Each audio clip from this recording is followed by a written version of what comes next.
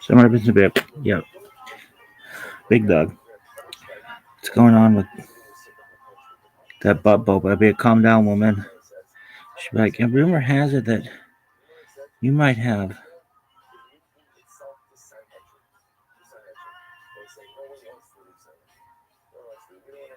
coin purse acting. But lady, calm down. Really? But how'd you find out about this? She's like, I have my source. I'm like, you crazy bitch. Really? Yeah. Is that true? Dog, it's a perfect storm back there. Anything could happen. Really? Yeah. All right, folks. This is the 20th of Shabbat, 5786. Saturday, February 7th, but who really knows what fucking day it is? Yeah, no one really knows for sure. Elu ve elu divrei Elohim chaim. I think yesterday we forgot to watch a movie or whatever. Fucking getting sexy with Abby. Really? Yeah, because we were reading about the fucking best. So I think that's cool. Really? Yeah. All right, it's fucking Yiddish time. Hold on, we gotta go through our fucking Yiddish phrase. And then there's a fucking Hebrew phrase I want to go. So, gay kaken ein, go, gay kaken afen yam, lek tis dayan. What does that mean? Go shit in the ocean, you little bitch. All right, but what's that one fucking phrase? It like people in might be the funniest fucking thing like that Israel ever thinks I fucking say ever. What is it? Akin ani medaber ivrit, bekar ivrit, mikar mikra'it, af she befo anaknu amurim ledaber, Yiddish o ulai aramit, shegam otan ani yakol ledaber b'mida mezuyemet, aval ani ma'adif anglit, lakin ba'o Nadaber Anglit Zenishma Tov Lecha. Indeed, I speak Hebrew, mainly biblical Hebrew, although in practice we are supposed to speak Yiddish or perhaps Aramaic, which I can also speak to some extent, but I prefer English. Therefore, let's speak English. Does that sound good to you? Really? Oh, so you speak English? No, just that phrase and this one. Really? Okay. Yeah, dog. All right, dude. Ever since I've been approaching 40, I get heartburn. Really? Yeah, dog. That's not good. All right. Amachai. Yo, baby, what's the other one? No one knows. Amachai. Halabai. Yiddish cup. Okay, I love Amachai. It means to give like something so pleasurable, it brings life to people. It's a Rebbitzin said when we stop. What does Halabai mean? It's what I want to do. It means I wish, if only. Yiddish cup, Jewish head. Yenta. It's kind of a fetish of mine. It's a talkative bitch. Talkless. That's brass tacks, baby. Nosh. That's a snack. Basher. There's Basher, soulmate. Basherta. That's a female soulmate. Basherta. It's a male soulmate. Mishmash. Mishmash. I was taking a bath. Really? All upon a Saturday night. Yeah. What does it mean? It means like combination of shit mixed. A bupkis. Beans or nothing. Good yontif. Good holiday. L'chaim. To life. Parv. Means neutral, glad kosher, smooth, mensch, man, good guy. I wouldn't call a woman that. You can, it's neutral, I guess. What would you call a woman? Uh, Isha Chayil, that works. That's a woman of valor. But Seducus Foy, but I might call her a fucking ghetto. All right, Shakoyach, Skoyach. What does that mean? Comes from Yashakoak, and it means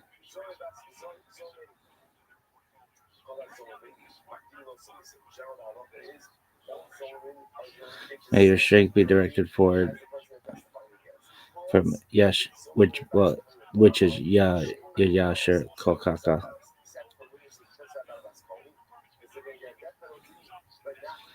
So Yasher Koak. Really, yeah. Oy vey. Woe is me. Stettel, we went through all that shit. There's Stettel, Scheidel, and Strimo. Fucking hard as fuck to keep. Okay, Milkig, Fleischig, Parv. Well, we already know Parv. Milkig is milk, Fleischig is meat. How do you remember it? Milkig sounds like milk, Fleischig sounds like flesh, and Parv is neutral. One of the primary rules of kosher living is that meat and dairy are kept as separate as east and west. Never the twain shall meet. This means that kosher culinary culture is divided into three camps: milchigs, dairy that includes everything that is made from milk, such as cheese, butter, etc.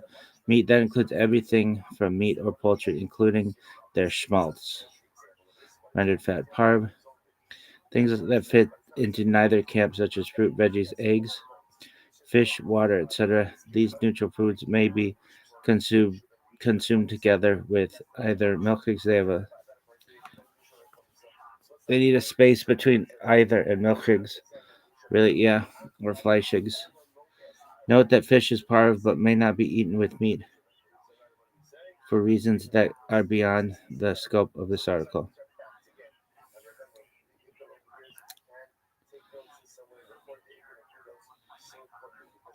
General neutrality. Beyond the kitchen, the word parve has come to describe anything that is neutral. So a political centrist can describe his political views as parve, and a door-to-door salesman who did not sell anything but was also not thrown out the door outright can describe his reception as being parve. Dishes: the kosher kitchen has separate utensils for meat, dairy, and often parve, since in Jewish law flavor can transfer from utensils. So make sure to keep the milchig ladle out of the steaming pot of fleischig chicken soup. People too, after eating meat, we wait until the next meal, typically 6 hours depending on one's custom, to have dairy. During that 6 hour period, a person can describe oneself as fleischig, but not fleischigs. See below for an explanation. Conversely, for a time after eating dairy, exactly how long depends on custom and circumstance. A person can be called milchig. And you guessed it, when a person has had neither meat nor dairy, the person is parv, except for the milkman. When a person is described as a milkiger, it doesn't need it need not mean that he just had cheese blintzes or coffee with cream. Rather, it can, in theory nowadays, mean that he is a dairyman who either raises milk cows or sells milk.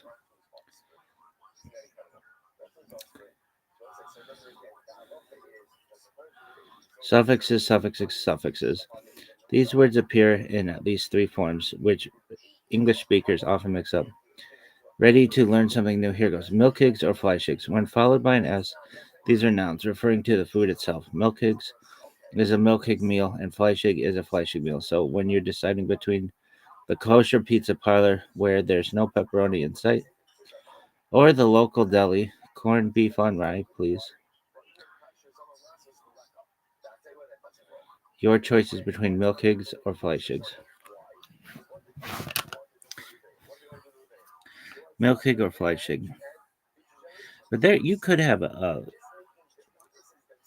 fleischig pizza parlor with parve cheese. Milkig or fleischig. When these words are used following the food they describe, they appear in their simple form. You so you can have a coffee. You can have coffee that is milkig only 6 hours after a hamburger, which is fleischig. In this case, milkig and fleischig are classed as predicate adjectives. Adjectives. Milkig, milkiger, milk again, fleischiger, fleischiger, fleisch again. However, if the sentence is structured differently, milkig becomes milkig, milkiger, or milkigen, and fleischig becomes fleischiger, fleischiger, or fleisch again.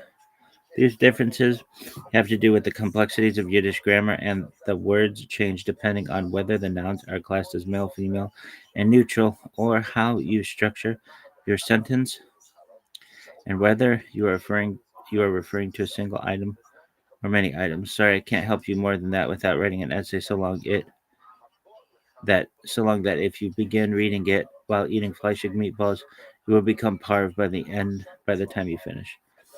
Okay, read milk, dairy, parv. This is fucking long, I bet. Really?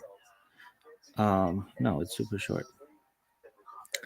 Okay, kosher foods are divided with meat. Hold on. Hold on. I've got to get through some stupid ass rule, I'm sure. What is it? Yo, dog. Why can't we eat meat and fish at the same meal?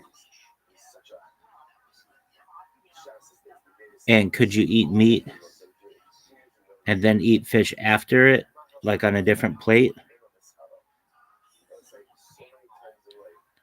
Yo, good question. This one's classic halakha with lower energy. Why meat plus fish is a problem at all? This isn't about kashrut categories like meat versus dairy. It's about sakana, danger. The Gemara, Pesachim 76b, says eating meat and fish together is dangerous. Chazal don't fully explain the biology, medieval medicine vibes, but halakha treats it seriously. So it's not treif. It's more like, don't do this, it's bad for you. Because it's a safety issue, poskim are stricter than with normal Isurim. Can you eat them in the same meal? Yes, but not together and with separation. The standard halakhic protocol: fish first, then meat. This is the easiest way. That's what we do. Gefilte fish, and then okay. Most authorities say eat fish, clear the mouth, drink something, maybe eat a neutral food like bread.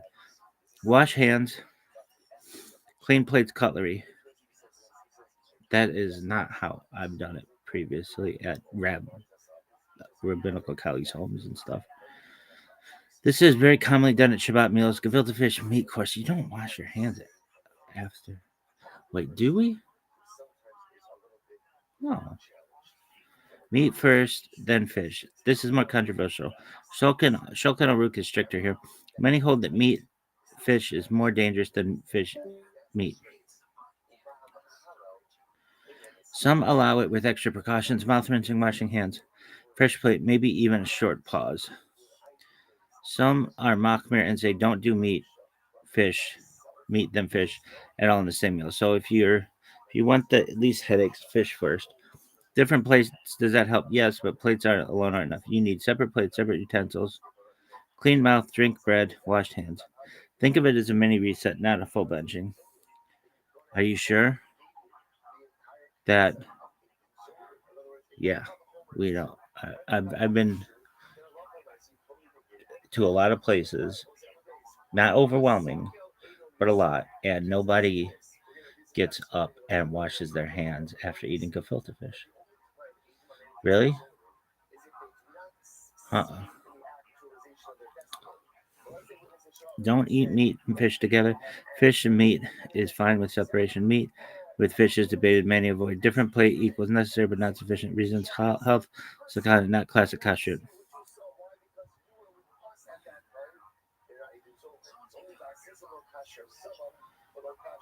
Yeah, tell me about tuna salad, lox, and Worcestershire sauce.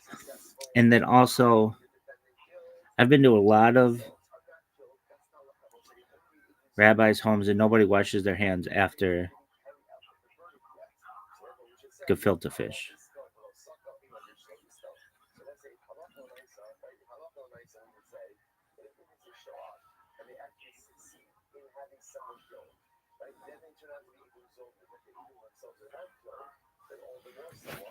Oh, You're clocking real world halakha, not the safer version. Let's run it clean and honest. Tuna salad, status fish, obviously, but here's the catch: pun intended. Tuna plus mayo plus celery, still just fish. You can eat tuna salad before meat, no problem. After tuna, then meat. Technically, you're supposed to switch plates, clean the utensils, clear your mouth, drink bread, wash hands. Most people put the tuna plate away, grab a fork for meat, take a sip of water, move on with their life. That's exactly how it's done. That's within mainstream practice, especially Ashkenazi homes. All right, so that's why.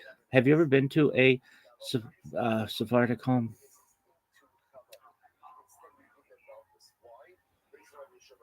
I've known a lot of Sephardic people, but I don't normally eat at their.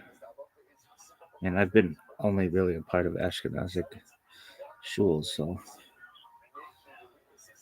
Lox, smoked salmon. Lox is treated no differently than any other fish. Common Shabbat setup. Lox first play goes, then cholent or chicken. What's relied on? Mouth rinse, new plate, often no hand washing. This is based on later postgame saying the danger is no longer well understood and we rely on minimal separation. Worcestershire sauce, the sneaky one. This one's spicy logically. Why it's complicated. Traditional Worcestershire sauce contains anchovies, fish. You're putting drops of it on meat, but this is dealt with bitul. The fish is extremely small amount, fully dissolved, not recognizable. Most poskim say this is batel bottle and not the sakana the Gemara meant. Minor reality: tons of kitchens use Worcestershire sauce on meat. Major hashgachot certify it without warning labels about meat. Bottom line, halakhically accepted. No one washes hands. No one worries about it. You are not violating meat plus fish in any meaningful way.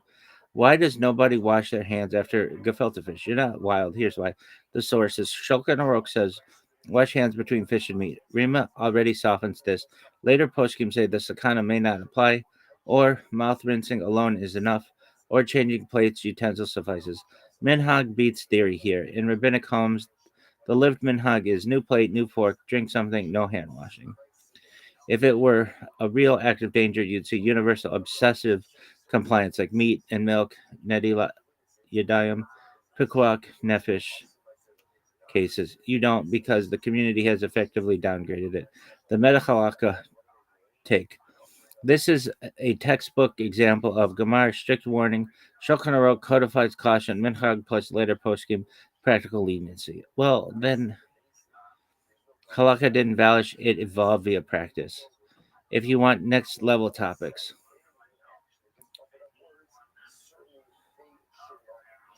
yeah, give me all that shit. Bet. Let's go next level meat plus fish edge cases. The stuff that actually comes up. Fish and meat in the same oven. This is the most common, pardon me, Shyla. People don't even realize they're asking. Classic case. Salmon in the oven, chicken in the oven. Same time or back to back. Halakha allowed as long as they're in separate pans. Food is covered or not splattering. Even uncovering, most poskim are Michael. Why? The Gemara's concern was direct consumption, not absorbed steam. We don't treat fish like milk and meat with ta'am transfer. This is why no one panics about Shabbat ovens. Fish gravy splashes on the meat. Small splash, wipe it off. Meat is still kosher, no sakan is concerned. Big obvious chunk of fish, remove the section, eat the rest. Nobody is tossing a brisket over a fish splash. Fish splash, I was taking a bath. Mish mash, fish splash, I was taking a bath. Mish mash, fish splash, all over on a Saturday night. Caesar dressing, anchovies. This one freaks people out until they think it through. Anchovies are pulverized, fermented, not recognizable, used in tiny amounts. Halakha, considered batel. Same logic as Worcestershire, used freely with meat in kosher restaurants. You do not need fish plates or Caesar salad at a steakhouse. You do not need fish plates for Caesar salad at a steakhouse. Fish oil omega 3 capsules. This one's fun. Swallowed whole, no taste, no chewing. Almost universal ruling. Not a problem with meat meals. Even Machmir poskim don't care here. Why? No Derek Achila, no mixing, no sensory fish meat combo. Pizza with anchovies baked in. Hypothetical. If someone baked meat pizza, anchovies on the same pie, that's where poskim would say, don't eat that slice.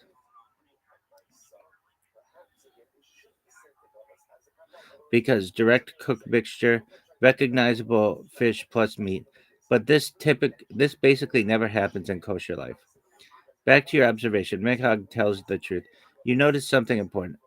I'm in rabbis' homes and nobody washes their hands after gefilte fish. That's not laziness, that's halakhic signaling. If this were an active sakana, a real life danger, you'd see signs, warnings, universal practice. Instead, you see rinse mouth, new fork, move on, which tells you how the community actually understands the sugya.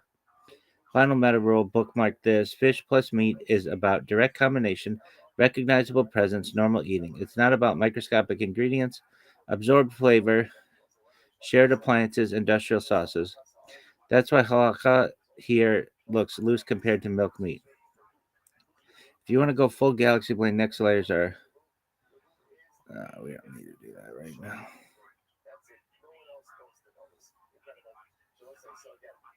Sure, do it, and also give me the rules with fish and dairy.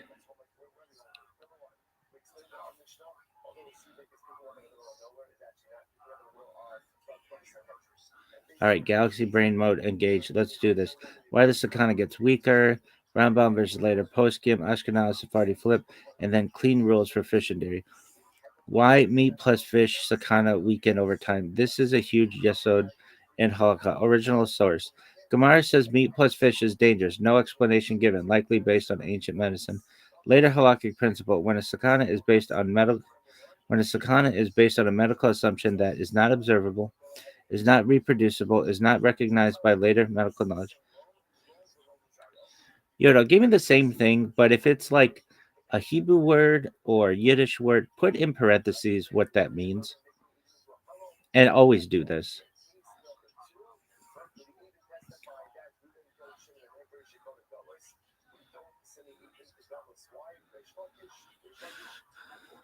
Memory and ChatGPT can now reference recent chats, but you can still. Okay, cool. All right. Updated save memory. Oh, that's tight. Okay, cool. Give me the previous answer again.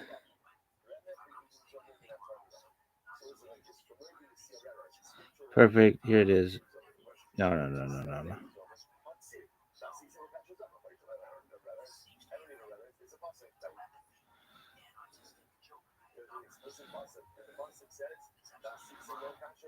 No, the one about the fish and dairy rules and about Rambam and all that other stuff.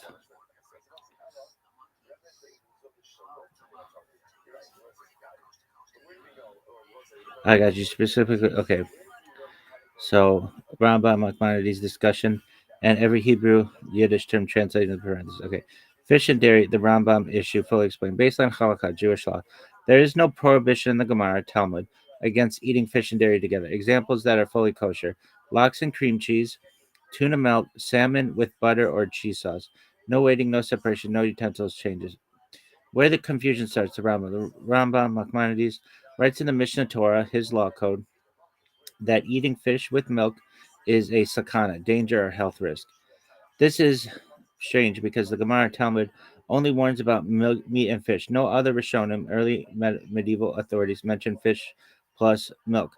No medical explanation given. This creates a contradiction. The scribal error theory. Many later authorities argue that Rambam's text had a ta'ut sofer, scribal mistake. What likely happened? The word basar, meat, was accidentally written as chalav, milk. In handwritten manuscripts, this kind of error is common. Strong evidence. Yemenite manuscripts close to Rambam's original tradition support this correction. The Rambam elsewhere consistently warns only about meat plus fish. Conclusion of many poskim halakhic decisors. Rambam meant meat, not milk. How Shulchan Aruch rules. The Shulchan Aruch 16th century law code explicitly states meat and fish together are dangerous. Fish and dairy are permitted. This is decisive. The Rima, Rabbi Moshe Isserles Ashkenazi Glass Seder, does not add the stringency about fish plus dairy. That tells you a lot. So why do some people still avoid fish plus milk? Sephardi stringency, custom based. Some Sephardi authorities, Ben Ishchai, Baghdadi halakas, and Kaf Hachaim halakhic work with Kabbalist influence, advise avoiding fish cooked directly in milk, but they often allow fish with butter, fish with cheese, cold dairy with fish. This is minchag, custom, not binding law. Influenced by Kabbalah, Jewish mysticism, not the Gemara. What almost everyone agrees on. Even those who are careful agree fish plus cheese equals fine. Fish plus butter equals fine. Fish plus yogurt sauce usually fine. No separation needed afterward. No rinsing mouth, no hand washing, no utensil swap. Final summary cheat sheet permitted by Gemara. Fish plus cheese permitted by Gemara. Permitted by Shulchan Aruch. Rambam's warning is almost certainly a scribal error. Remaining avoidance is custom, not chalakah. Meat plus fish, different category entirely based on sakana danger, requires separation.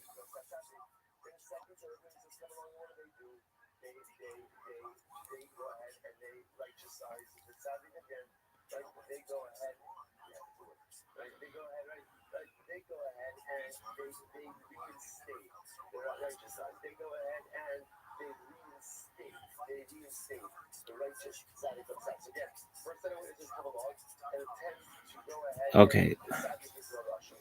Why meat and fish will weaken over time? Original source, the Gemara Talmud in Pesachim 76b, a tractate dealing with Passover laws, says eating basar v'dag, meat and fish, together is a sakana, danger, health risk. No biological explanation is given. It's based on ancient medieval assumptions. Big halakhic principle. When a sakana, danger, is based on old medical theories, no longer observable effects, no reproducible harm. Later authorities may downgrade the severity. This happens in many places like bloodletting rules, certain bathing related food warnings. So the rule was never repealed but shifted from serious danger, avoid direct combination, light separation is enough. That's why uh, serious danger to avoid direct combination, light separation is enough. That's why it's not treated like pukuak nefesh, life-threatening danger. Kitchens aren't obsessive, no warning signs in homes or restaurants. Part 2, Rambam signs, very important. The Rambam, Maimonides' medieval Jewish legal authority, is known for codifying only operative law, ignoring rules he thought were obsolete about meat plus fish. He barely discusses it. No strong warning language, no procedural detail. Many later authorities infer the Rambam believed the danger was contextual or outdated. Compared to this to Basar Bakalav, meat and milk, extremely detailed. Chelev, forbidden fats, very strict. Here, silence equals skepticism. Part 3, Ashkenazi Sephardi flip.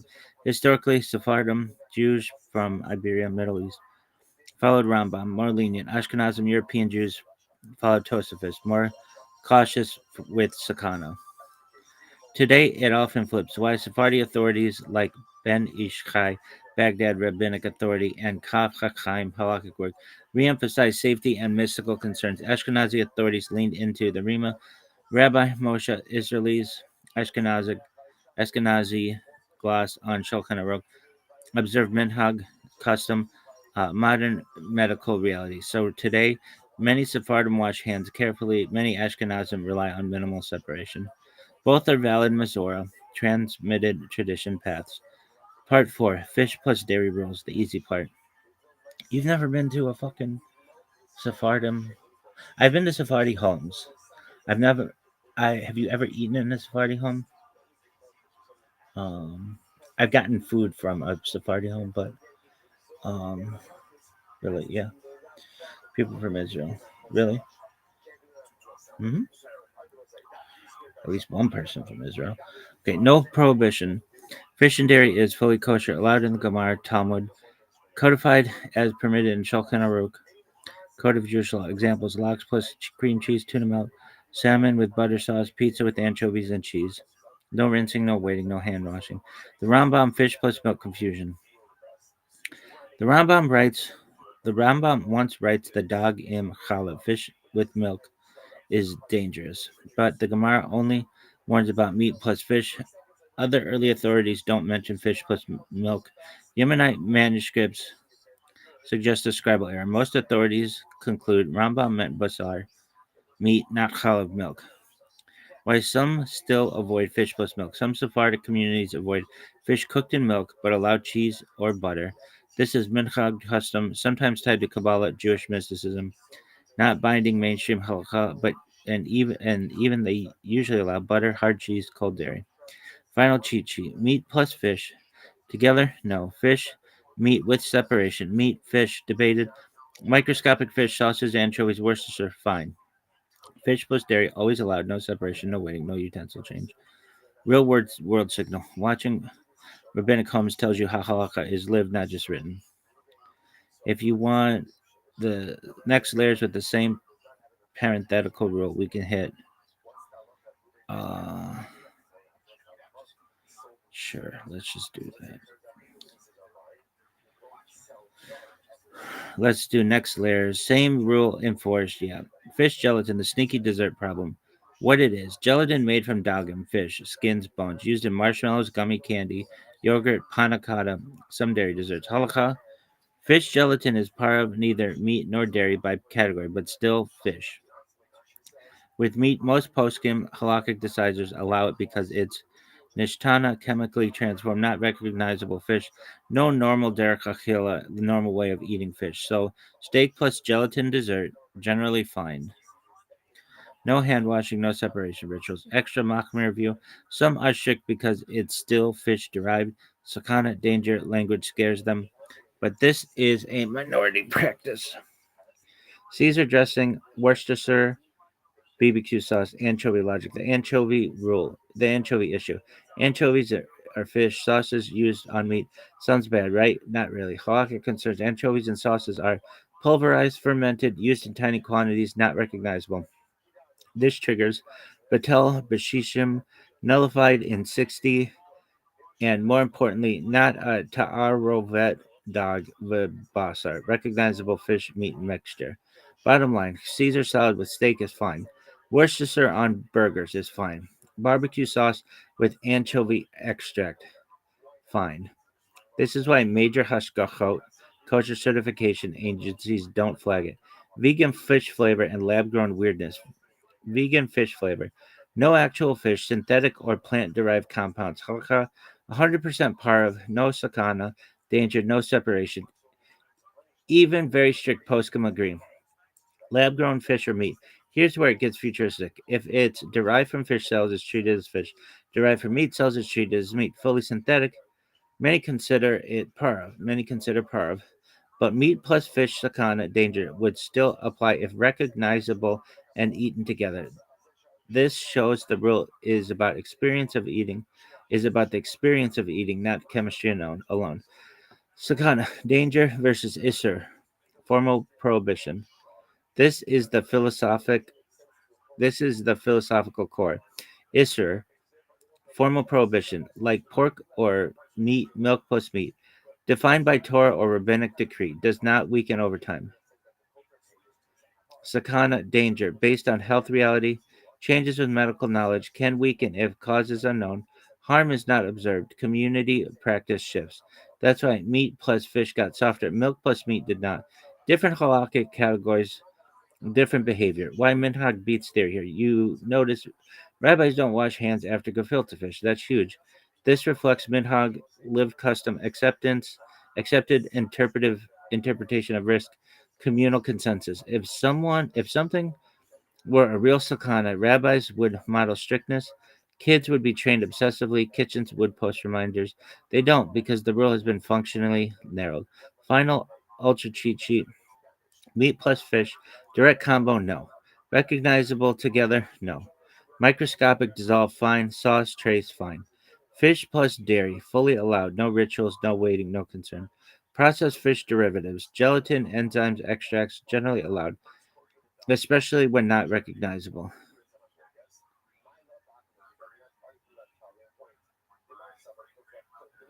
No. Okay, so, yo, dog, let's just get into the milk and meat thing. Aren't we being a little too cautious? Because the Bible says you are not to cook a goat,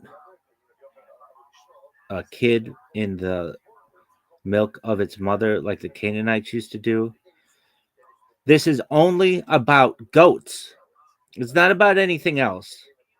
And we're being overly cautious. And I don't care what the Shulchan Aruch says, and I don't care what the Talmud says. There's an argument to be made that we're being too cautious.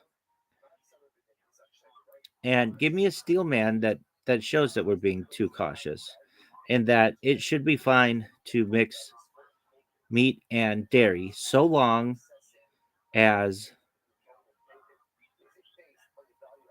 it's not a goat.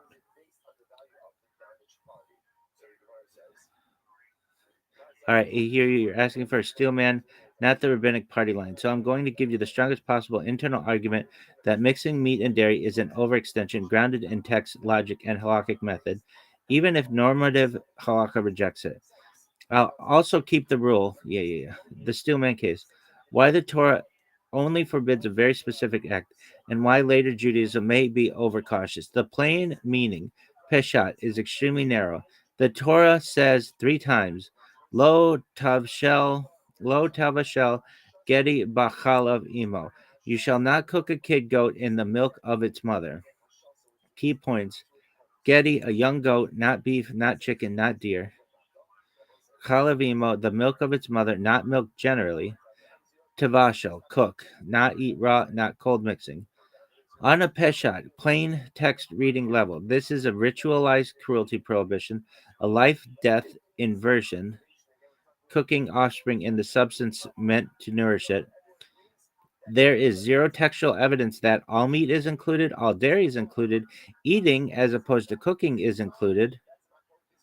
Waiting hours is included, separate dishes are included.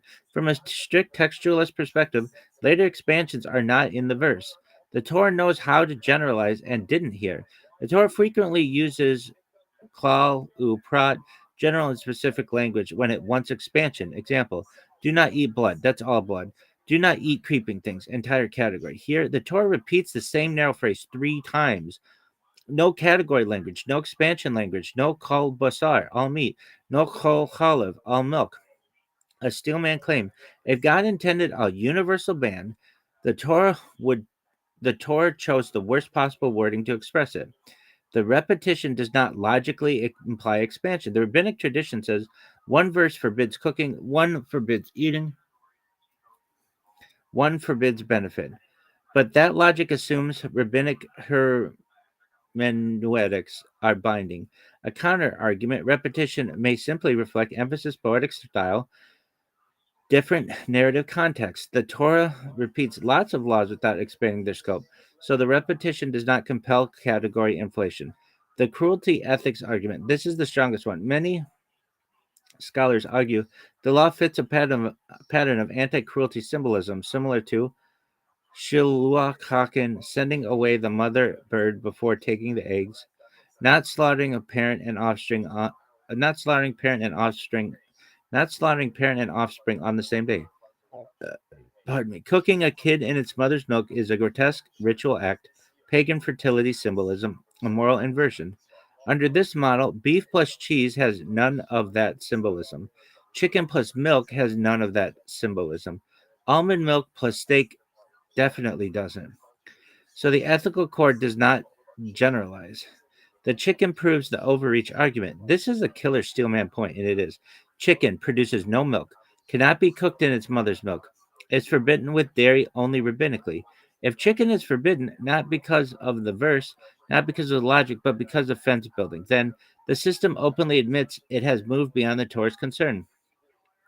At that point, the argument becomes this is policy, not text, not morality, not peshat, which opens the door to rejecting the policy while affirming the Torah.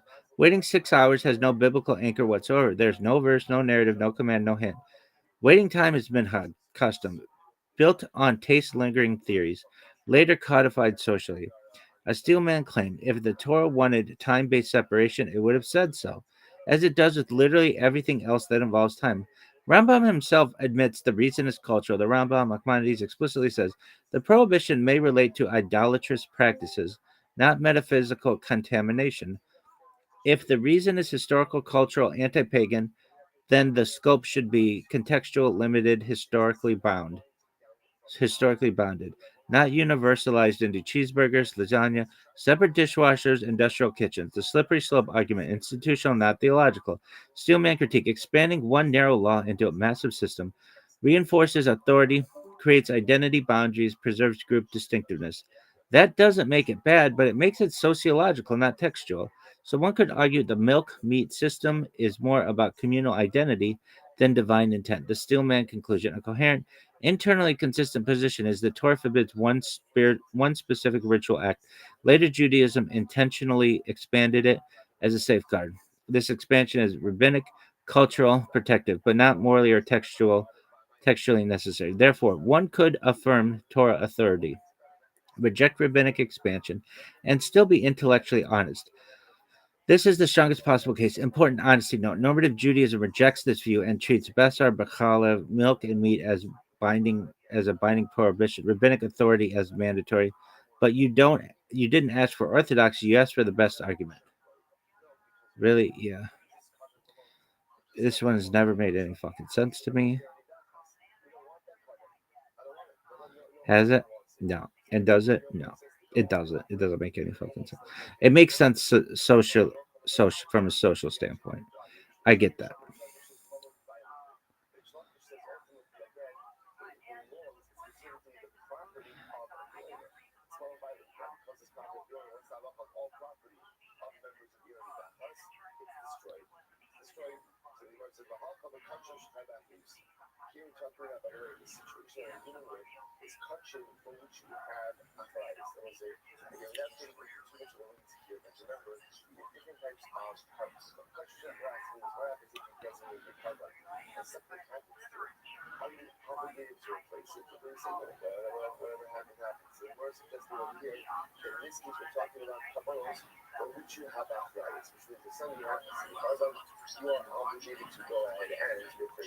Please give me the same kind of like argument that would mean that we couldn't eat fried chicken because fried chicken is made with like chicken and like the breading sometimes has eggs.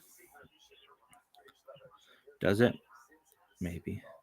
I see what you want there. We're applying the same Stillman logic to a modern food like fried chicken, chicken plus egg batter, using the same Torah-based Peshat plain text reasoning. Let's do it step by step. Fried chicken and the Torah, Stillman argument. Identify the Torah law.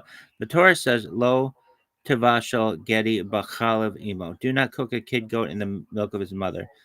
Key points: Gedi kid goat, not chicken or beef. Chalev imo, the milk of its own mother, not eggs, not other dairy. Tev- Tevashel, cooked specifically in milk, not in oil. Literally reading one specific ritual act. Fried chicken scenario.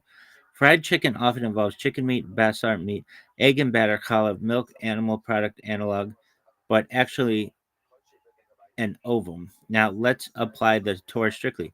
Eggs are not milk, chicken is not a goat. The Torah restriction was explicitly about cooking a goat in its mother's milk. Steelman interpretation. By strict peshat, fried chicken is entirely outside the scope, applying the narrow specificity principle. From our previous milk plus meat Steelman logic, Torah often generalizes with klal u prat, general plus specific, which when meant to apply broadly. Here, the Torah repeats the same narrow prohibition three times: cook, eat, benefit. All goat plus milk. No general language, kol, basar, b'chalav, all meat with milk. No chicken, no eggs. So strict reading. There is literally nothing in the text banning chicken plus egg, let alone fried chicken.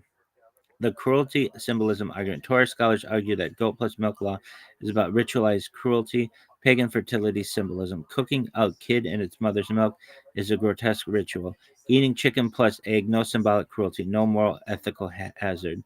Therefore, the core ethical concern is absent, so the law should not logically extend. The modern analog extension problem. Rabbinic law expanded basar b'chalav, meat plus milk, originally goat specific, now applied to all meat plus all dairy.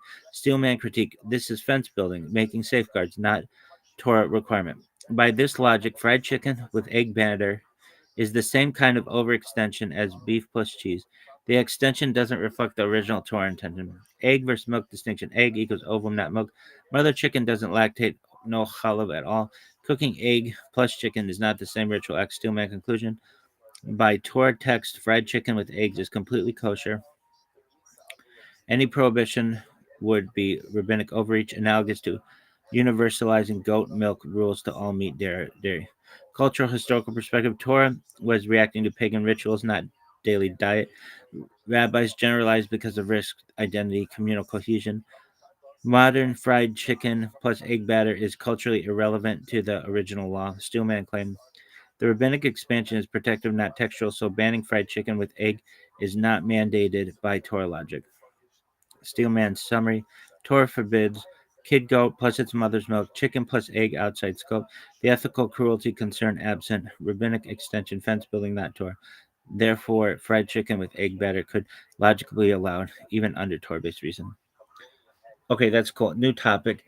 We've gone through this before and said that the chances that the Cohen at your local shul is actually a Cohen going back like 100 or maybe even 200 generations or whatever is like one between 1 in a billion chance and 1 in a trillion chance.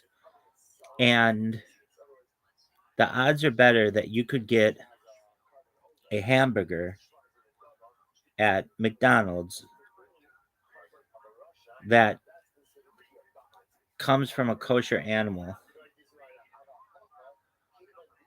even though the odds are really small. The odds are better that you get a hamburger at McDonald's that's kosher than your local Cohen being a Cohen. Give me odds. I see exactly what you mean. You want a rough probabilistic odds-based analysis of the chance that a random Cohen, a man claiming to be a Cohen, a priestly descendant of Aaron, today is actually a legitimate, unbroken patrilineal Cohen over hundreds of generations. Compare that to the chance that a random hamburger at McDonald's is kosher, i.e., comes from a kosher slaughtered animal. We'll crunch numbers step by step, carefully, digit by digit, as usual. Cohen probability assumptions. A Cohen is someone descended from Aaron, brother of Moses, in an unbroken male line. Say 100 to 200 generations, 3 to 5,000 years. Each generation has some small chance of non-paternity error. Step 1, assign probability per generation. Non-paternity rates in populations today I estimate at 1 to 2% per generation. Let's be conservative and use 1% chance of non-paternity per generation. Probability of correct paternity per generation is like 0.99. That's really too good, but multiply over 200 generations. So they say a 12% chance of a Cohen today. That's incorrect. That's incorrect. I'm not going to play that game. 1 in 70 for no. Bottom line, a chance. No, that's not true though.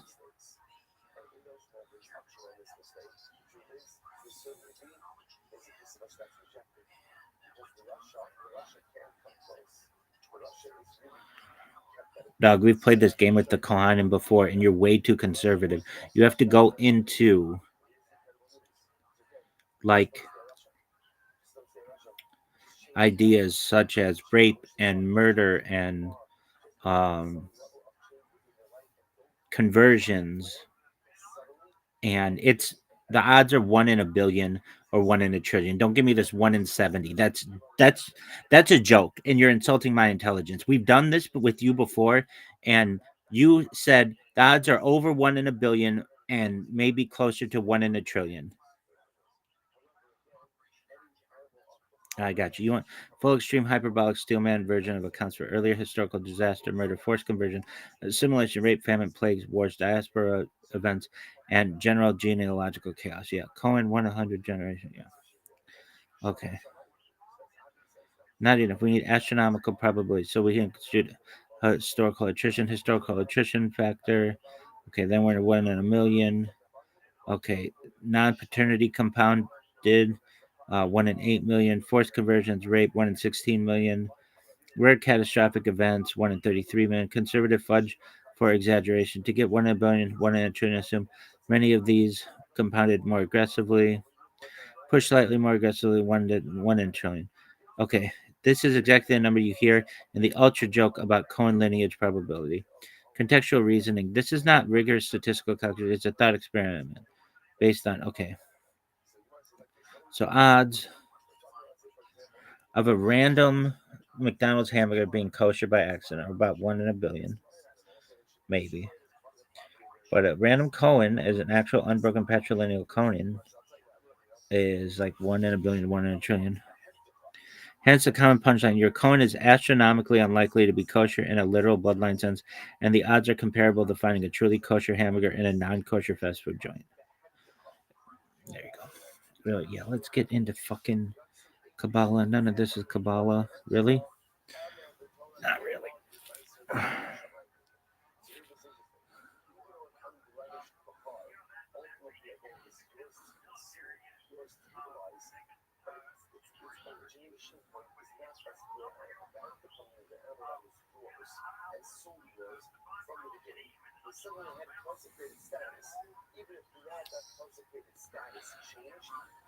Levi Yitzchak of Berditchev. Levi Yitzchak der Barndiger, compassionate in Yiddish or Rasaka, 1740-1809, also known as the Holy Berditchever, and the Kedishus Levi, was a Hasidic master and Jewish leader. He was the rabbi of Reichsen, LHW, Pinsk and Berditchev, for which he is best known. He was one of the main disciples of the Maggid of Mezrich, and of his disciple Rabbi Schnelk of Nikolsburg, whom he succeeded as rabbi of Reichsen. He is also the great-grandfather of Israeli artist Isaac Frenkel Frenel.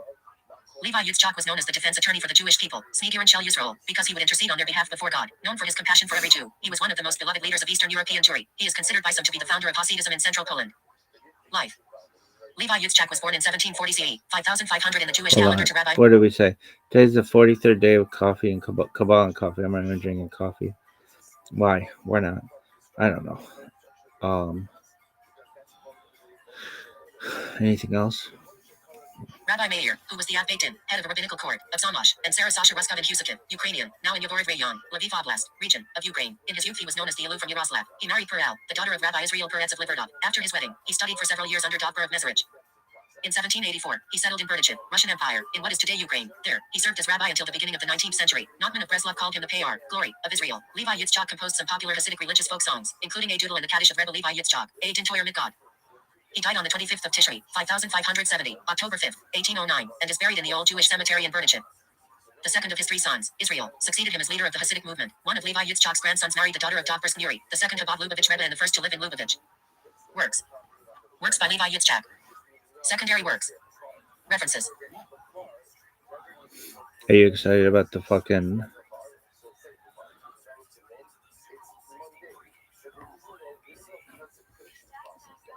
Olympics?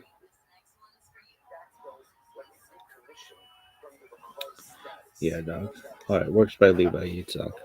The Supreme Hasidic Classic, Kedushas Levi, a commentary on Torah arranged according to the weekly Torah portion and the Jewish holidays, expanding upon earlier Hasidic philosophy, as well as Talmud and Midrash. In it, Levi Yitzchak discusses various points of halakha. It was published first in 1798 and has been reprinted numerous times since. An English translation was first published in 2009, and the first complete translation was published by Mitchell Silk in 2023. All right, that's a cool fucking story, Rabbi. Really? I know. Do you like being a rabbi? It's okay. What else would you want to be? I'm an astronaut, baby.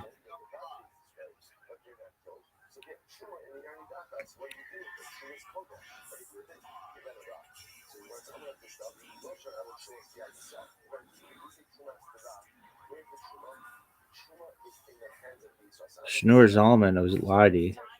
This motherfucker is big time, kids. Really? Yeah, he played an impact on my life. Shir Zalman of Lili, Hebrew, September 4th, 1745, December 15th, 1812 OS 1800 5500 524 Teves 5573, commonly known as the Alter Rebbe or Baal HaTanaya, was a rabbi and the founder and first Rebbe of Chabad, a branch of Hasidic Judaism. He wrote many works and is best known for Shulchan Aruch Harab, Tanya, and his Siddur Torah or, compiled according to the new Sachari. Names. Zalman is a variant of Solomon and Schnur is said to derive from senior. He is also known as Shur Zalman Barachovich, using the Russian patronymic of his father Baruch, and by a variety of other titles and acronyms including Baal HaTanya Veha Shulchan Aruch, author of the Tanya and the Shulchan Aruch, Alter Rebbe Yiddish for Old Rabbi, Admir HaSeid, Hebrew for our old master and teacher, Rabbeinu HaSeid, Hebrew for our old rabbi, Rabbeinu HaGadol, Hebrew for our great rabbi Kama Rashaz, for Rabbi Shir Zalman, Graz, for Gaon Rabbi Zalman, and Harab, the rabbi, par excellence. Biography. Early life. Shur Zalman was born in 1745 in the small town of Lyazna, Grand Duchy of Lithuania, present-day Belarus. He was the son of Baruch, who was a paternal descendant of the mystic and philosopher Rabbi Judah Loew ben Bezalel. According to Meir Perels of Prague, the Maharal was the great-great-grandson of Judah Leib the Elder, who was said to have descended paternally from High Gaon and therefore also from the Davidic dynasty. However, several modern historians such as Otto Munoz and Shlomo Engard have questioned this claim. He displayed extraordinary talent while still a child. By the time he was 8 years old, he wrote an all-inclusive commentary on the Torah based on the works of Rashi, Maimonides and Abraham ibn Ezra. Until the age of 11, he studied under Issachar Ber and Lubavitch. He distinguished himself as a Talmudist, such that his teacher sent him back home, informing his father that the boy could continue his studies without the aid of a teacher. At the age of 12, he delivered a discourse concerning the complicated laws of Kiddush HaChadesh, to which the people of the town granted him the title Rab. During these years, Shur Zalman was introduced to mathematics, geometry, and astronomy by two learned brothers, refugees from Bohemia, who had settled in Lyazna. One of them was also a scholar of the Kabbalah. Thus, besides mastering rabbinic literature, he also acquired a fair knowledge of the sciences, philosophy, and Kabbalah. At age 15 he married Sterna Siegel, the daughter of Yehuda Leib Siegel, a wealthy resident of Vitebsk, and he was then able to devote himself entirely to study. He became an adept in Isaac Luria's system of Kabbalah, and in 1765 he became a disciple of Dr. of Mezerich the Maggid. Shir Zalman was a prominent, and the youngest disciple of the Maggid, who was in turn the successor of the founder of Hasidic Judaism, Yisrael ben Eliezer, known as the Baal Shem Tov. After returning to his father-in-law's home in Vitebsk, he caused a great commotion due to his conversion to Hasidism. In 1767, at the age of 22, he was appointed Maggid of Lyazna, a position he held until 1801. Parents. According to the Chabad Hasidic tradition, Shir Zalman's father, Baruch, was a laborer who preferred to earn a living as a gardener rather than accept a post as a community rabbi or as a preacher. Magid. In this tradition, Baruch was one of the disciples of Rabbi Israel Baal Shem Tov. However, he never or possibly on rare occasions joined his teacher on his legendary travels. This tradition is used to justify why Hasidic records do not refer to Baruch with the rabbinic title, claiming that Baruch was averse to any public acknowledgement of his status. Misnagdim. In the course of the Hasidic movement's establishment, opponents, misnagdim, arose among the local Jewish communities. Disagreements between Hasidim and their opponents included debates concerning knives used by butchers for shechita, and the phrasing of prayers, among others. In 1772, or 1775, Shir Zalman and a fellow Hasidic leader, Menachem Mendel of Vitebsk, or, according to the tradition in the Soloveitchik family, Levi Yitzchak of Berdychev, attempted to persuade the leader of Lithuanian Jewry, the Vilna Gaon, of the legitimacy of Hasidic practices. However, the Gaon refused to meet with them. Children in succession. Shir Zalman's sons were Dov Nuri, who eventually succeeded him, Chaim Avraham, and Moshe. Shir Zalman's daughters were named Frida, Devorah, Leah, and Rochel. Dov Nuri. Dovber Nuri, 1773-1827, named after Shir Zalman's teacher Dovber of Mezerich, succeeded his father as Rebbe of the Chabad movement. When his father died, Shnuri was 39 years old. At the time, he was in the city of Kremenchuk. Shnuri then moved to the small border town of Lubavitchi, from which the movement would take its name. His accession was disputed by one of his father's prime students, Aharon HaLevi of Strashali. However, the majority of Shir Zalman's followers stayed with Shnuri and moved to Lubavitchi. Thus Chabad had now split into two branches, each taking the name of their location to differentiate themselves from each other. He established a yeshiva in Lubavitch, which attracted gifted young scholars. His nephew son-in-law, Menachem Mendel of Lubavitch, headed the yeshiva, and later became his successor. Thus, while Shnuri succeeded his father as Rebbe of the Chabad movement, a senior disciple of his father, Aharon HaLevi of Strashali, a popular and respected figure, differed with him on a number of issues and led a breakaway movement. Strashali. When Shir Zalman died, many of his followers flocked to one of his top students, Aharon HaLevi of Strashali. He had been Shir Zalman's closest disciple for over 30 years. Let's read that again. Thus, while Shnuri succeeded...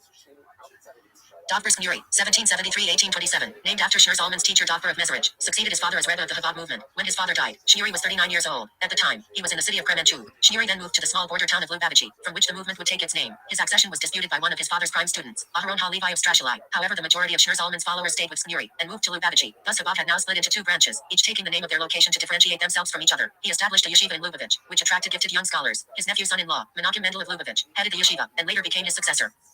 Thus, while Shnuri succeeded his father as Rebbe of the Chabad movement, a senior disciple of his father, Aharon HaLevi of Strashali, a popular and respected figure, differed with him on a number of issues and led a breakaway movement. Strashali. When Shir Zalman died, many of his followers flocked to one of his top students, Aharon HaLevi of Strashali. He had been Shir Zalman's closest disciple for over 30 years, while many more became followers of Dovber Shnuri. The Strashali school of Hasidic thought was the subject of many of Dovber's discourses. Aharon HaLevi emphasized the importance of basic emotions in divine service, especially the service of prayer. Dovber Shnuri did not reject the role of emotion in prayer, but emphasized that if the emotion in prayer is to be genuine, it can only be a result of contemplation and understanding, Hisbonenus, of the explanations of Chassidus, which in turn will lead to an attainment of Bichchul, self-nullification before the divine. In his work entitled Kunter's Histolis, Tract on Ecstasy, Dovber Shnuri argues that only through ridding oneself of what he considered disingenuous emotions could one attain the ultimate level in Hasidic worship, that is, Bichchul. Moshe Schneerson.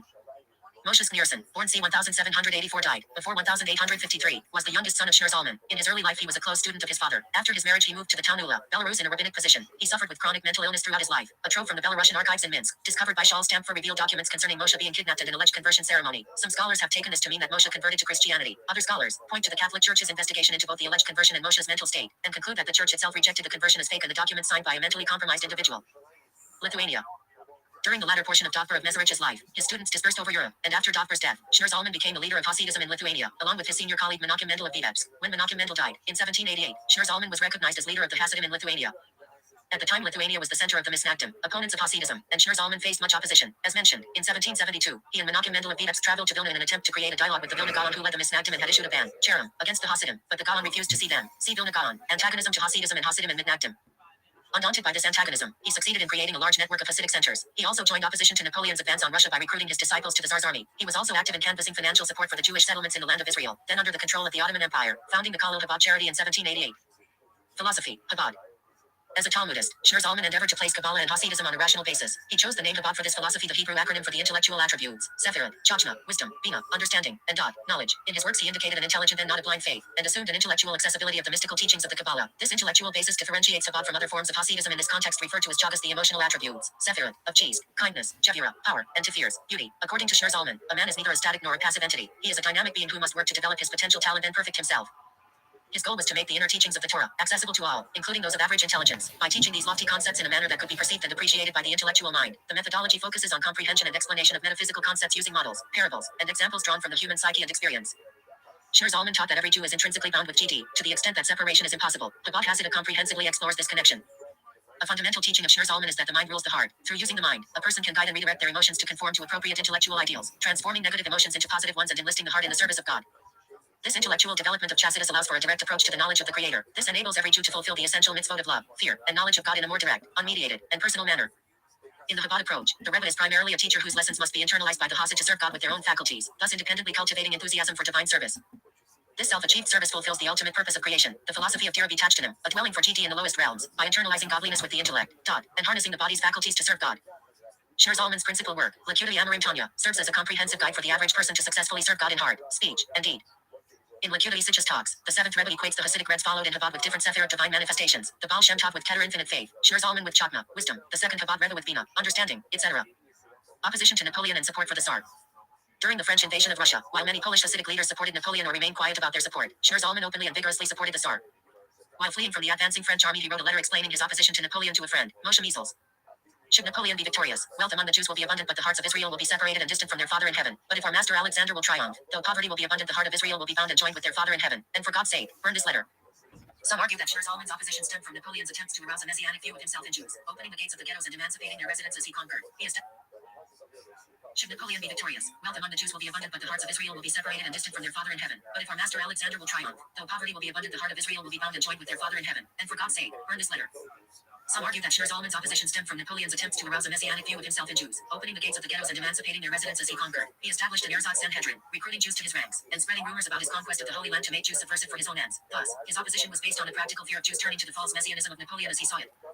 Yisroel Hofstadter of Kozinus, another Hasidic leader, also considered Napoleon a menace to the Jewish people, but believed that after victory over Russia, Messiah will arrive. Menachem Mendel Shearson identifies Hofstadter as the Hasidic leader who preferred that Napoleon defeat the Tsar.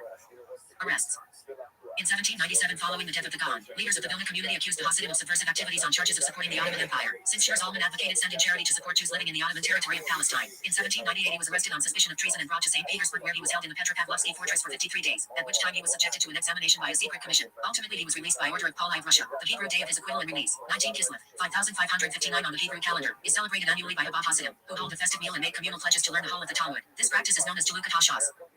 In Chabad tradition, his imprisonment is interpreted as a reflection of accusations in heaven that he was revealing his new dimensions of mystical teachings too widely. The traditional tendency to conceal Jewish mysticism is founded on the Kabbalistic notion of the Sephirot. The side of divine cheese seeks to give physical and spiritual blessing without restriction. This is counterbalanced by the side of Jevira, which measures and restricts the flow to the capacity and merit of the recipient. The subsequent Sephirot Hod implements any restriction in order to preserve the glory of the divine majesty. In the Hasidic story of an earlier episode among the Holy Society disciples of Dr. of Mezrich, one of the great followers saw a page of Hasidic writings flowing around the courtyard. He regretted the undue dissemination of Hasidic for its desecration of divine holiness. In the account, his vocalization of these thoughts caused a heavenly accusation against the Maggid for revealing too much. The young Snur Zalman replied with the famous Hasidic parable.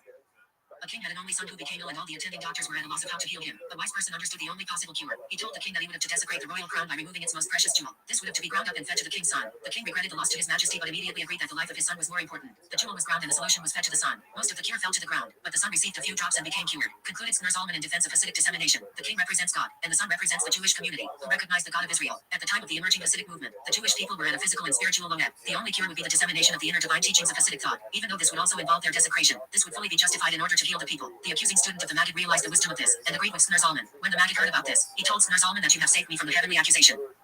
The story of this parable is famous across other Hasidic dynasties as well. The Chabad commentary asks about this the question of why a new heavenly accusation would have arisen against Shir Zalman himself, and result in his incarceration in St. Petersburg. Had he not already received the heavenly agreement to the wisdom of disseminating Hasidic teachings? Since Chabad thought presented Hasidic thought with a new degree of elucidation in intellectual form, this caused a new, more severe heavenly accusation to emerge. This went beyond the justified spiritual revival and healing of mainstream Hasidism. Here, in Hasidic thought, Snur Zalman was seeking to fulfill the messianic impulse to disseminate Hasidic philosophy as a preparation for Mashiach. Therefore, his subsequent exoneration by the Tsarist authorities is interpreted in Chabad as a new heavenly agreement to begin the fullest dissemination of Hasidic thought without its prior limitations. Chabad tradition tells that in prison, Snur Zalman was visited by the deceased Baal Shem Tov and Maggid of Mezrich, who told him the reason for his imprisonment. In reply to the question of whether he should stop, they replied that once released, he should continue with even more dedication. Therefore, in Chabad thought, the 19th day of Kislev is called the New Year of Hasidut, complementing the other 4 Halakhic New Year dates in the Hebrew calendar.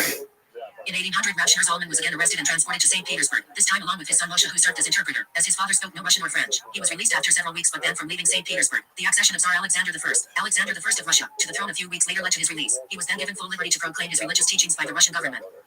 According to some, his first arrest was not the result of anti-Hasidic agitators fabricating charges or officials seeking extortion monies. An accusation was made on May 8, 1798, by Hirsch ben David of Vilna accused him of trying to assist the French Revolution by sending money to Napoleon and the Sultan. Since this Hirsch ben David was untraceable, some were led to believe that there was no such person as Hirsch and the authorities were attempting to stir up internecine fighting among the Jews. Laiety.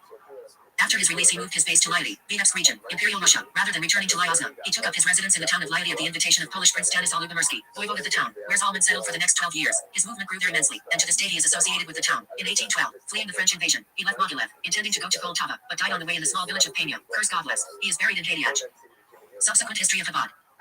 Dovbersk Neri moved the movement to the town of Lubavitch, Lyubavitchy, in present-day Russia. A top follower of Shir Zalman, Aharon HaLevi Horowitz, established a rival Chabad school in Strashali, which did not last after his death. In 1940, under the leadership of the previous Rebbe, Yosef Yitzchak Schneerson, the Chabad Lubavitch movement moved its headquarters to Brooklyn, New York in the United States. Under the leadership of Menachem Mendel Schneerson, Chabad established branches all over the world staffed by its own Lubavitch-trained and ordained rabbis with their wives and children. The number of branches continues to grow to this day, and existing branches continue to expand.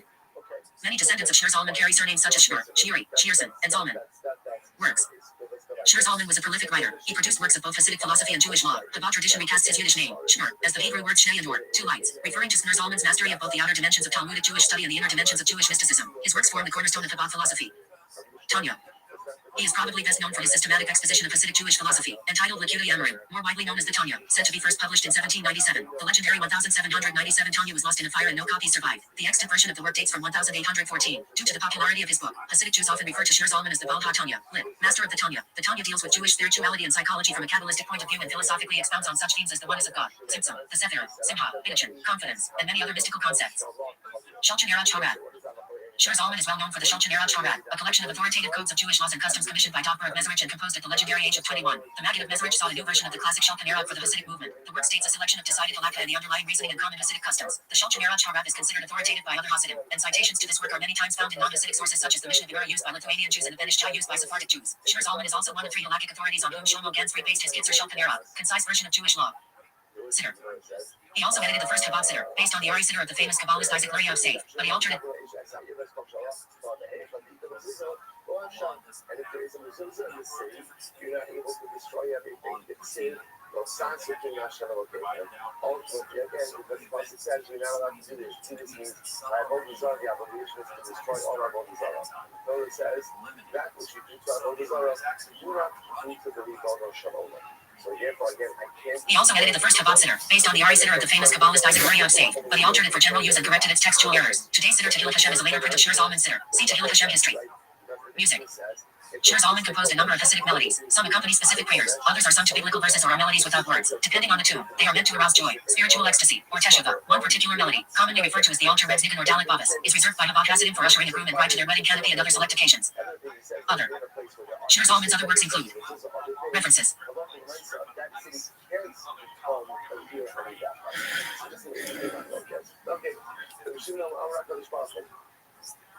So Shimon says as follows. Shimon says, again, this is the end of the Mishnah. Very end of the Mishnah. So what happened over here? Good. So with all this, I'm not going to spoil. Let's actually just see it. Nachman of Breslau, Hebrew, Rab Nachman of Prel, also known as Rabbi Nachman of Prel, Rabbi Nachman Eprel, Red Nachman of Breslau, Red Nachman Breslover, Yiddish, Reed Nachman Breslover, and Nachman for Newman, April 4, 1772, October 16, 1810, was the founder of the Breslov Hasidic movement. I just have to say, the first time I ever heard about the Breslovers, I was like, what is his name? Breslover. Huh? Breslover. Movement. He was particularly known for his creative parables, drawing on Eastern European folktales to infuse his teaching with deeply Kabbalistic yet universally accessible remedies, pieces of advice, and parabolic stories. He emphasized finding and expressing one's uniqueness while steering away from despair in a world he saw as becoming more and more uniform. Through Martin Buber's translation, his teaching is thought to have influenced some 20th century writers, including Franz Kafka. Rabbi Nachman, a great-grandson of the Baal Shem Tov, revived the Hasidic movement by combining the Kabbalah with in-depth Torah scholarship. He attracted thousands of followers during his lifetime, and his influence continues today in Breslover Hasidism and non-Hasidic movements. Rabbi Nachman's religious philosophy revolved around closeness to God, speaking to God in normal conversation as you would with a best friend, and being happy. The concept of Hitbodedut was central to his thinking. Rabbi Nachman was born the 1st of Nisan and his day of passing, Yortzi Hilula, is on the 18th of Tishri. Biography. Nachman was born on April 4, 1772, Rosh Chodesh Nisan, into a family of central figures in Hasidism in the town then known as Miedziv in the Polish-Lithuanian Commonwealth, now Menzivis, Ukraine. Initially, he declined to take on his family's tradition of leading Hasidism. Nachman's mother, Theta, was the daughter of Adel, also spelled Jubal, daughter of the Baal Shem Tov. His father Simha was the son of the Baal Shem Tov disciple for whom Nachman was named, Nachman of Gorodenka, who was a 7th-generation lineal descendant of Judah Loeb and Bezalel. Nachman had two brothers, Yechiel Zvi and Yisrael Mes, and a sister, Peral. At 13, he married Sashia, daughter of Rabbi Ephraim, and moved to his father-in-law's home in Osidon. He acquired his first disciple on his wedding day, a young man named Shimon, who was several years older than him. During 1798-1799, he traveled from Ukraine to the land of Ottoman Palestine, where he visited Hasidim living in Haifa, Tiberias, and Save. He arrived in Galilee right before Napoleon's battle with the Turks. This journey, which he saw as a private rite of passage, was often looked back on as a source of inspiration for him. In Tiberias, his influence brought about a reconciliation between the Lithuanian and Bulgarian Hasidim. On his return from Ottoman Palestine, he was ready to assume the mantle of leadership in Hasidism, which he did in a highly selective manner. In his early years of leadership, he made each disciple confess all of his sins to him, as well as participate in a daily hour-long conversation with God. Shortly before Rosh Hashanah 1800, Nachman moved to the town of Slatipol. Moves to Bratslav and Newman. In 1802, Nachman moved to the town of Bratslav, also known as Breslav and Bragov. His move to the town of Breslav brought him into contact with Nathan Sternhardt, a 22-year-old Torah scholar in the nearby town of Nemirov. Sternhardt recorded all of Nachman's formal lessons as well as transcribing his work Lakudi Maharan. After Nachman's death, Sternhardt recorded informal conversations he and other disciples had with Nachman, whose works he published with his own commentaries on them.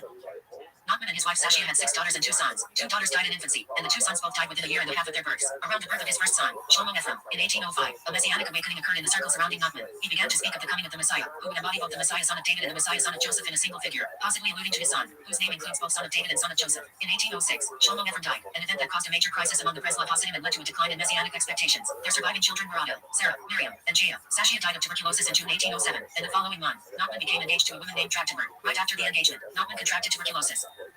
In 1810, after a fire destroyed Nachman's home, a group of masculine Jews belonging to the Jewish Enlightenment movement living in Uman invited him to live in their town and provided housing for him as his illness worsened. However, this was not the sole impetus for his relocation to Uman. In 1768, the massacre of Uman took place, resulting in the brutal deaths of thousands of Jews, who were subsequently interred in a mass grave. Rabbi Nachman chose to move to this site with the intention of aiding in the spiritual redemption of the departed souls. As Arthur Green wrote, Nachman decided upon Uman as a home in order to work with the poor souls of those martyred Jews and in order to be buried among them when his own time came to die.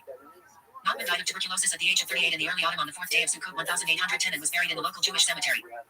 Based on the frequent fluctuations and changes in Nachman's mood, scholars have suggested that he suffered from severe depression and from bipolar disorder, which has also been interpreted as a fight for more purity and holiness. Rabbi Nachman goes constantly higher and higher spiritually with ups and downs, and every single down is a new start to get higher compared to the precedent stage, and a difficult step to deal with before a new ascension. Some interpret it as a form of depression or bipolarity. Pilgrimage tradition. After Nachman's death, Sternhardt instituted an annual pilgrimage to his gravesite on Rosh Hashanah, called the Rosh Hashanah Kibbutz, which drew thousands of Hasidim until 1917, when the October Revolution forced it to continue clandestinely. Only a dozen or so Hasidim risked making the annual pilgrimage during the communist era. During perestroika in the Soviet Union in 1989, the gates were reopened. In 2008, approximately 25,000 people from all over the world participated in this annual pilgrimage. Yeah, and that needs to be changed because that loses Israel a lot of money. So it'll be changed to somewhere around Hanukkah or some shit. Teachings. Nachman rejected the idea of hereditary Hasidic dynasties and taught that each Hasid must search for the tzaddik, saintly righteous person. He believed that every Jew had the potential to become a tzaddik. He emphasized that a tzaddik. Russia in the winter. I'll figure it out. Like heat lamps and shit. Tzaddik should magnify God's blessings on the community through their performance of mitzvot. However, a tzaddik cannot absolve a Hasid of their sins. The Hasid should pray only to God, not to the Rebbe of the time. Confiding in others unburdens the soul as part of repentance and healing.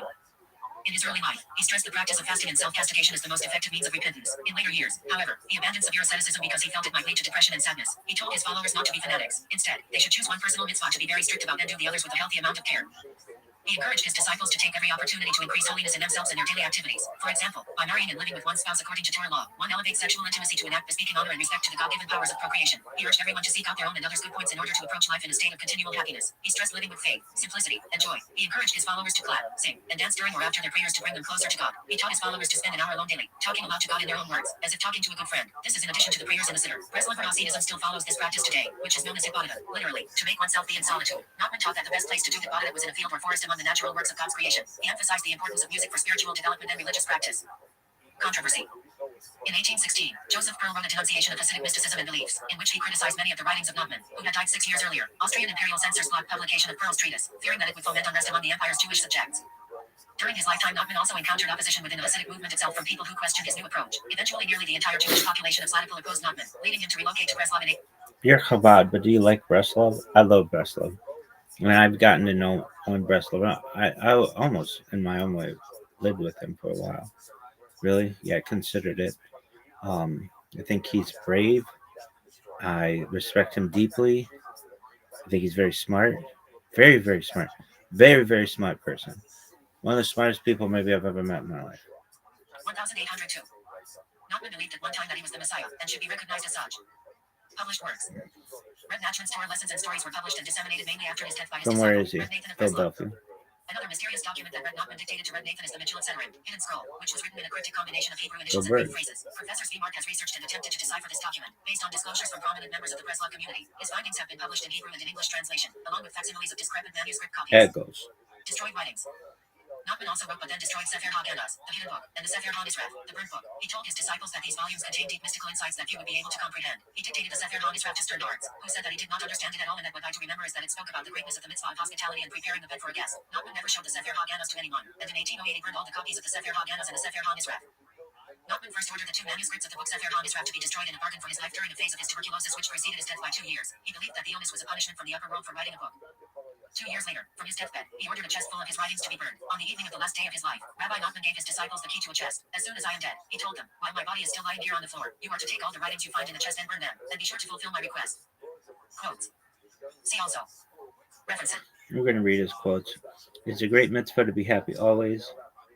Here's it, feeling good all the time. If you believe you can damage, then believe you can fix. Gewalt, never give up hope. There is no despair. When a person realizes that he is on a very low level and far from God, this itself is a reason to feel encouraged. Before this, he was so far from God that he did not even know it. Now, at least, he knows it, and this itself is a sign that he is drawing closer. Worldly desires are like sunbeams in a dark room. They seem solid until you try to grasp one. It is very good to pour out your heart to God as you would be a true good friend. You are never given an obstacle you cannot overcome. These are great. The essence of wisdom is like really good motivation. These are really good motivational phrases, which are big. The essence of wisdom is to realize how far from wisdom you are. All the sages of Israel are, in my estimation, like a garlic peel. Wherever I go, I'm always going to Israel. You know that when a person needs to cross a very, very narrow bridge, the general principle and main point is not to make oneself at all terrified. All right, well, that's tight. Who's the Rooster Prince? I'm the cock Hugo. Let's hear this shit. The Rooster Prince, also sometimes translated as the Turkey Prince, is a Jewish national or parable told by Rabbi Nachman of Breslov, founder of the Breslov form of Hasidic Judaism. It was first told orally, and later published and appeared in numerous folklore anthologies and works on Hasidic storytelling. Story. In this story, a young prince behaves as if he is a rooster, or turkey. He takes off his clothes, sits naked under the table, and pecks at his foot on the floor. The king and queen are horrified that the heir to the throne is acting this way. They call in various sages and healers and other experts to try and convince the prince to act human again, but to no avail. Then a new wise man comes to the palace and claims he can cure the prince. He takes off his clothes and sits naked under the table with him, claiming to be a rooster. 2. Gradually the prince comes to accept him as a friend. The sage then tells the prince that a rooster can wear clothes, eat at the table, etc. The rooster prince accepts this idea and, step by step, begins to act human, until he is completely cured. Interpretations. The main interpretation of this story is that the prince represents a simple Jew who has forgotten his true self, and the sage represents a Hasidic Rebbe who has the cure for his soul. Rather than condemn the simple Jew for being non-religious, the Rebbe descends to his level to meet him where he is, then shows him how to return to God, step by step, and in a manner that he can accept. Some Breslov Hasidim say that the wise man is Rebbe Nachman himself. In 1991, Rabbi Avraham Greenbaum, himself a Breslover Hasid, published an entire self-help book based on this story, entitled Under the Table and How to Get Up. This book goes, step by step, through the story, expanding each detail into a personal lesson on spiritual growth. Rachmans, compassion towards others, and mitzvot, doing good deeds, are two key Yiddish concepts demonstrated in the story. The reader is shown how the prince becomes human not through merely appearing and acting like one, but... So you've never been to a Sephardic Shabbat? No, I've davened at Sephardim. Really? Yeah, and Moroccan Jews and probably every fucking kind of Jew that you can name. Really? Yeah. Ethiopian. Yeah, everybody. Really? Yeah, but I mean Ashkenazi primarily. Really? Yeah. But by caring for himself and others. The story also raises the question, what is wisdom? The kings and queens' great wealth and power proved useless in providing them solutions to their problem. As noted above, there is some debate as to which barnyard bird was originally being referred to in the story. The parable was originally told in Yiddish. Some early translations and oral traditions rendered the Yiddish word indica's Indian rooster. A well-known example is in Souls on Fire by Elie Wiesel, where he retells the story as heard from his Hasidic grandfather. Others thought the word referred to the male jumblefowl or a peacock. More recently, some translators, most notably the Breslov Research Institute, have rendered it as turkey. The fantail of a turkey does resemble that of a peacock. These differences do not affect the basic plot of the story. In popular culture, The Rooster Prince is the title of the second episode of the FX television series Fargo. It was written by show creator Noah Hawley and was directed by Adam Bernstein. That's a cool story, dog. Really, yeah. What do you want to look up? I'll put you look before you Yo, dog. Shouldn't Israel be speaking Yiddish, not Hebrew? Hebrew was generally like a biblical language meant only for like religious and like temple stuff, they would speak Aramaic. So it's cool that Israel knows Hebrew, but they really should be speaking Yiddish or Aramaic or something, but anything but Hebrew.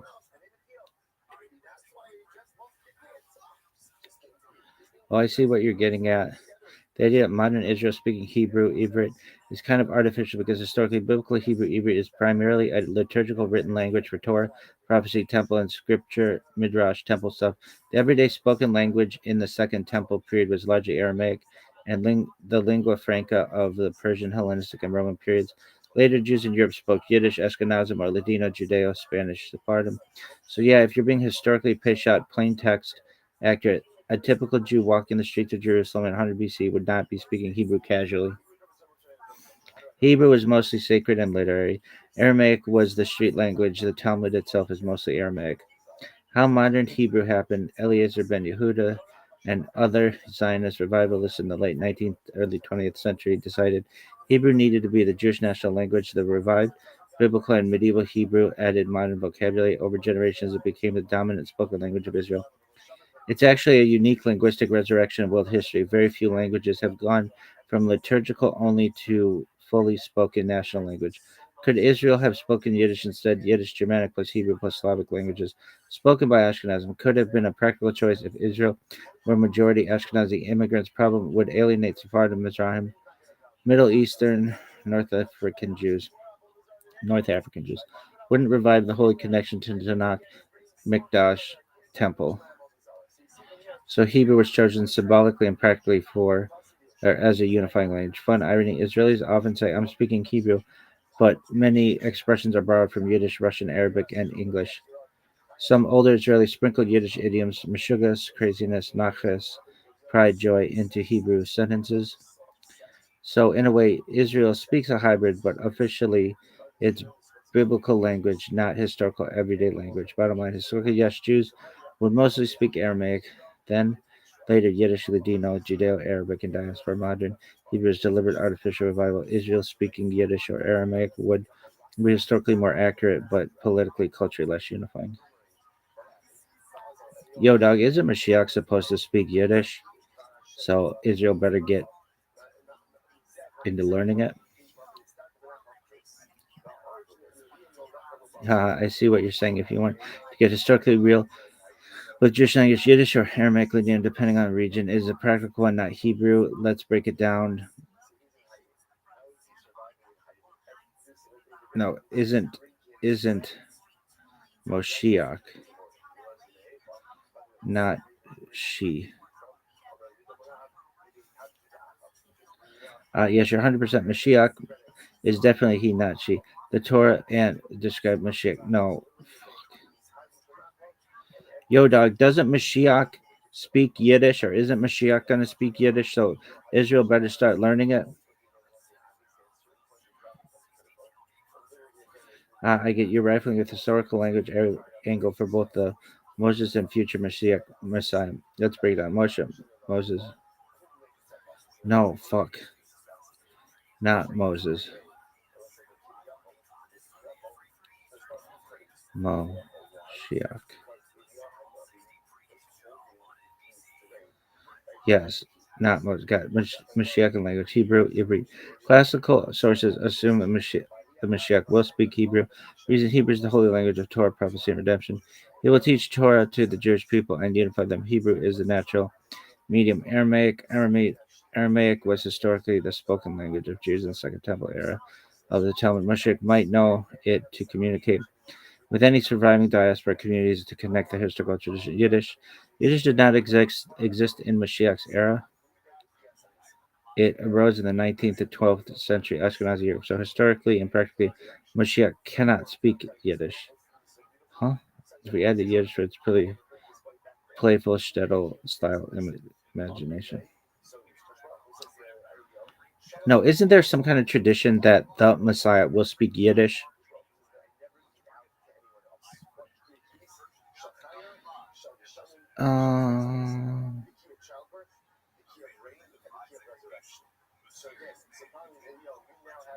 No.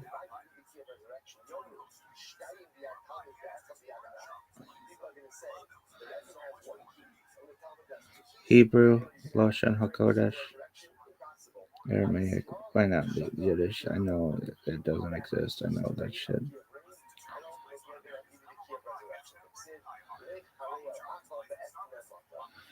Yeah, how's he gonna fucking teach? Hebrew, Holy Tongue Hebrew, consistently assumed to be the primary language of Mashiach. Sources, Talmud, Sanhedrin. Mashiach will teach Torah knowledge and restore proper understanding of Halakha, Jewish law. Rambam Maimonides mentioned Torah, Chokha, Malachim. Mashiach will reinstate the laws of the Torah as they should be taught to the people implied in Hebrew, since Torah is in Hebrew. Hebrew is the vehicle for prophecy instruction.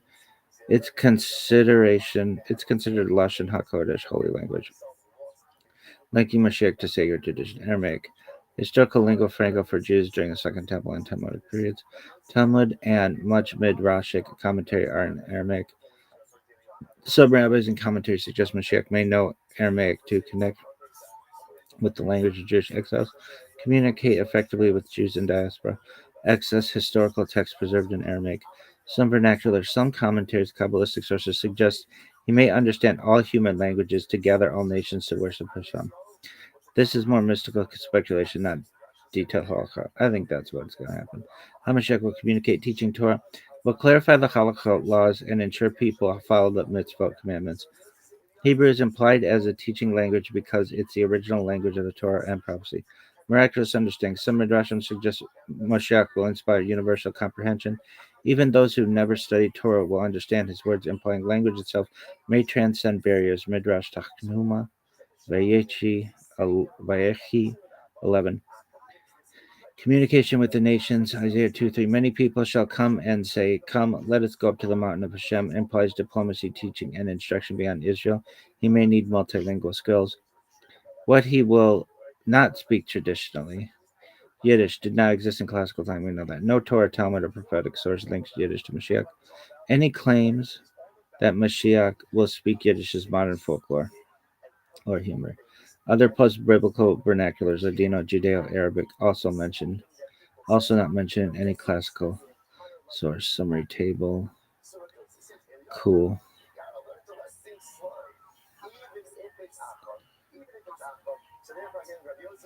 All right, so we better brush up on our fucking Hebrew so that we can understand this motherfucker.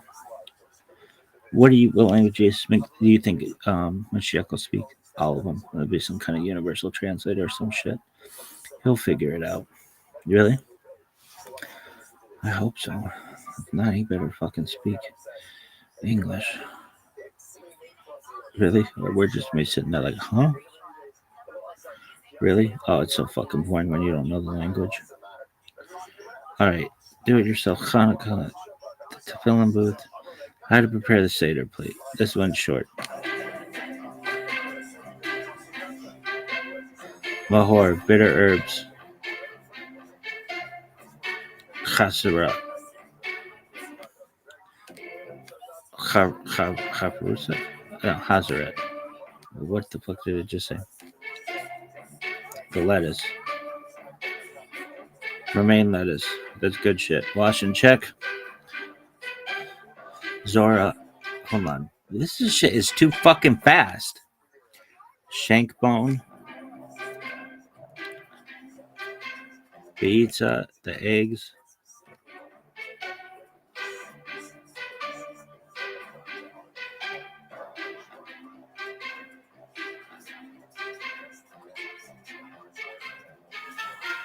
Karpas, the vegetable. Onion or pot. Potato. Charuset. I like charuset a lot. Really, yeah. Karpas, the vegetable. Onion or potato. Charuset, apples and pears. Crushed walnuts. Kosher red wine. Salt water. Arrange your Seder plate. 3 matzahs. Yeah, but make sure that shit is food safe. I don't think it's food safe. should be. Motherfucker's getting sick.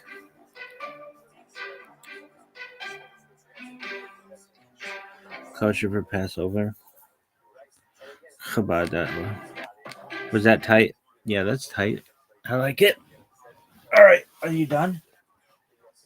Now what? I don't know. Do whatever the fuck you want.